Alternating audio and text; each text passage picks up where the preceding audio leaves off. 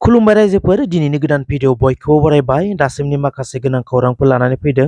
नोंथांमोना भिडिअखौ जोबजासिम नायलांदो भिडिअखौ मोजां मोनोब्ला अन्नानै मोनसे लाइक खालामदो आरो सानफ्रोमबोनि खौरां लानो थाखाय चेनेलखौ साबस्क्राइब खालामनानै बेल आइकनखौबो अलाव होनानै लादो अब्ला दासिमनि खौरांफोरा फारियै बिपिएफ दोलोआ सरकाराव फैयै सिगां बिसायख'थिनि समाव जिफोर बाथ्राफोरखौ रायजोनि सिगाङाव हाइलाइट खालामनाय जादोंमोन बेफोर बाथ्राफोरखौ लानानै मैया बिपिएफ सरकारनि सेथि बार इसि मिटिं जानानै थाङो बे इसि मिटिंआव बिसायख'थिनि समाव रायजो राजानो खोथा होनाय माखासे गोनां एजेन्डाफोरखौ लानानै सावरायनाय जादों होनना बुंदों बिटिसिनि चिफ हाग्रामा महिलारि बिथाङा बिसायख'थिनि समाव बिपिएफ राजखान्थि दोलोआ बिटिसि ओनसोलनि लाइमोनफोरनि थाखाय 100 क्रर बोसोराव खरसा खालामगोन होनना रायजो राजानो खोथा होदोंमोन आरो बे आयदाखौ लानानैनो मैया इसि मिटिंआव गुवारै सावरायलायनाय जादों होनना बुङो चिफ हाग्रामा महिलारि बिथाङा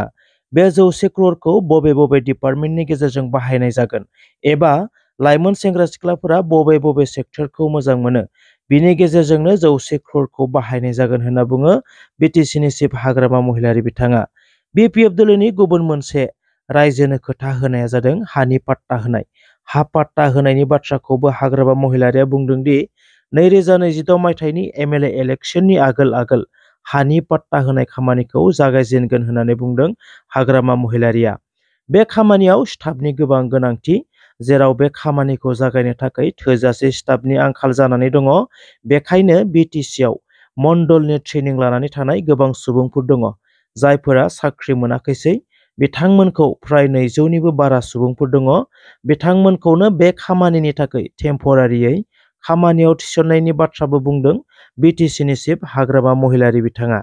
2023 मायथाइयाव लन्च खालामनाय निजुत मयना 2.0 बिथांखिनि चेक राननाय हाबाफारिखौ मैयानिफ्राय जागायजेनबाय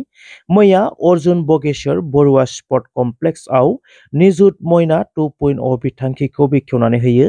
आसामनि chief minister doctor Himanta Biswa Sharma बिथाङा गुवाहाटीनि अनगायैबो आसामनि गुबुन जिल्लाफोराव गुबुन फरायसालिमाफोराव निजुत मयना 2.0 बिथांखिनि चेक राननाय हाबाफारिया मैयानि दिनाव जानानै थाङो मख'नो गोनांदि बे निजुत मयना 2.0 बिथांखिखौ हायार सेकेन्डारिनिफ्राय लानानै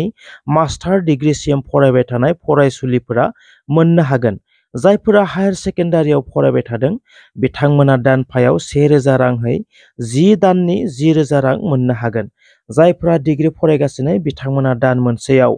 1250 रां मोनगोन आरो 10 दानाव 12,500 रां मोननो हागोन आरो जायफोरा मास्टार डिग्री खालामगासिनो बिथांमोना दान मोनसेयाव 2500 रां मोनगोन आरो 10 दानाव बिथांमोना 15,000 रां मोननो हागोन मख'नो गोनांदि बे निजुत मयना 2.0 बिथांखिखौ लाबोनायनि गुबै जाहोना गोबां फरायसुलिफोरानो मोनसे समाव कलेजाव एडमिशन लानो हाया आरो थाब हाबा जायो आरो गोबाङानो फरायनायखौ गोबां जाहोननि थाखाय नागारो बेफोर जेंनाफोरखौ फोजोबस्रांनो आरो फरायसुलिफोरखौ फरायनायाव थुलुंगाखांहोनो बे बिथांखिखौ लाबोनाय जादों होनना बुङो डक्टर हिमन्त बिश्व शर्मा बिथाङा देग्लाय बे बोसोराव बे बिथांखिखौ गासै 3.5 लाख आसामनि फरायसुलिफोरा मोननो हागोन होनना मोनथिनो मोन्दों जातीय संगठन वीर लाचित सेनानि 6 गोख्रों दैदेनगिरिफोरखौ दिसपुर पुलिसआ एरेस्ट खालामबाय मिथिनाय बादिब्ला हमजानाय 6 वीर लाचित सेनानि दैदेनगिरिफोरा रां दाबिनाय किडनेप खालामनाय आरो संगठननि मुङाव दाबि दुमखि खालामनानै रां लुटिनाय खामानिखौ मावबोगासिनो दंमोन मोनथिनो मोननाय बायदिब्ला राहुल मिश्र मुंनि व्यक्तिनिफ्रायबो 20 लाख रां संगठननि मुं लानानै दाबि खालामदोंमोन होनना मोनथिनो मोन्दों ब्लेकमेलिं खालामनानै मिश्रनिफ्राय 20 लाख रांखौ लुटिनो नाजानानै हमजाबाय वीर लाचित सेनानि 6 दैदेनगिरिफोरा मख'नो गोनांदि वीर लाचित सेना मिरुनि दैदेनगिरि रन्टुपानि फुकनआ हमजाबाय 6 वीर लाचित सेनानि सायाव बिथा खालामनानै खौरांगिरि मेल खुंनानै बिसोर 6आ सोर आरो संगठननि सोद्रोमा नंगौना नङा बिनि सायाव प्रेस मिट खालामबाय थाफुनाय समावनो पुलिसनि दोलोआ थांनानै रन्टुपानि फुकनखौ एरेस्ट खालामहैयो जेराव गोबांथार बाथ्राफोर बुंनो दंमोनब्लाबो नाथाय आदुरा जाबाय दायो पुलिसनि आखायाव वीर लाचित सेनानि मिरुनि दैदेनगिरिया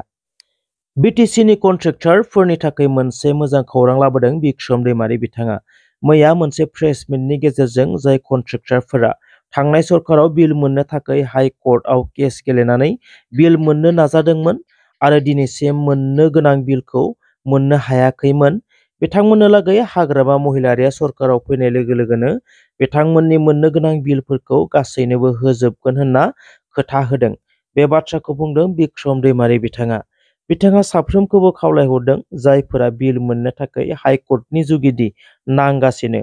बिथांमोना जाहाथे साफ्रोमबो केसफोरखौ उथायनानै लायो। जेब्ला केसफोरखौ उथायना लागोन कर्टनिफ्राय थांनाय नटिफिकेसनखौ फैगौ शुक्रबारनि गेजेराव बिक्रम दैमारिनो साबमिट खालामनोबो खावलायदों बिथां बिक्रम दैमारिया। कुसुगाव ब्लकनि सिङाव थानाय गाम्बारि बिल गामिनि जनकलाल ब्रह्मखौ TCLCCनि चेयारमेन खालामनांगौनि थाखाय मोनब्रै PCDCनिफ्राय रायजो राजाफोरा ज' जानानै हाग्रामा महिलारिनिसिम दाबि खालामदों।